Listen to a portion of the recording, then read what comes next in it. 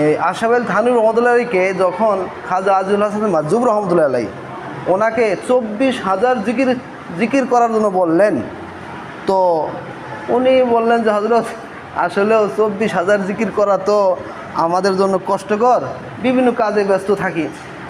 তো তখন আশরাফ থানভী বলেন কি যে কোনো শায়েকের মশওয়ারা অনুযায়ী যদি তুমি 100 বারও জিকির করো তাহলে ওই 24,000 জিকির করার মতো তুমি ফজিলত পেয়ে যাবে। এই জন্য বিশেষ করে পীর মাশায়েখগণ এক একজনকে এক এক তরিকা বাতলায় দেন। কেউ 100 বার, কেউ 500 বার, কেউ 200 বার, কেউ 100 বার, এরকম বলেন না। কারণ মানুষ তাকে রুগী হিসাবে তাকে কি দেয়, ডোজ দেয়। কারণ কেউ দুর্বল হয়তো ব্যস্ততা পারে না, এই ওলামায়ে কেরাম এদেরকে তো বেশি দেয় না, কম দেয় হয়তো বা, জানি না আপনাদের কী অবস্থা, আমি কি বিষয়টা বুঝাইতেছি। তো কাউকে আবার বেশি দেয়, এটা কি ওই শায়েকের মশওয়ারা অনুযায়ী যদি আপনারা পরিপূর্ণভাবে আদায় করেন তাহলে এটা অবশ্যই আল্লাহ পর্যন্ত পৌঁছায় দিবে।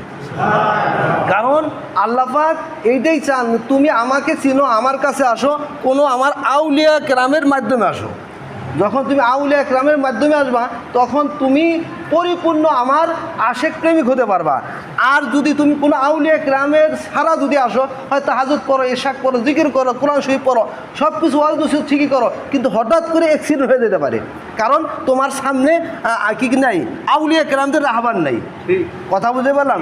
ঠিক অনুরূপভাবে আমাদের হাজী আব্দুল্লাহ হাজী মুক্তি রহমতুল্লাহের কাছে যখন এই রশিদ আহমদ গাঙ্গুহি রহমতুল্লাহ আলাইহি বায়াত হইলেন, প্রথম বায়াত হতে চাচ্ছিলেন না, তো হযরত কাসেম নানুতুর রহমতুল্লাহ আলাইহি উনি হঠাৎ করে বললেন যে হযরত হাজী সাহেবকে বললেন, হযরত আমাদের এই মৌলানা রশিদ আহমদ সাহেব উনি আপনার কাছে বায়াত হবে। তো হাজী সাহেব রহমতুল্লাহ বায়াত করে নিয়েছেন।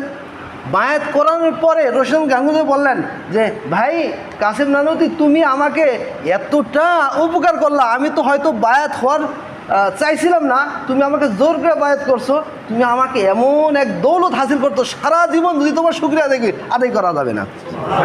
এই জন্য কোনো কামেল, কোনো আল্লাহওয়ালার সাথে যদি সম্পর্ক হয়, আগের আপনার জিন্দিগি আর পরের জিন্দিগি আকাশ আর জমিন ব্যবধান হবে। এই জন্য এক বুজুর্গ বলেন, এক জামানা সাহাবতে বাউলিয়া বেতেরা সদ সালা তো হাতে বেরিয়া।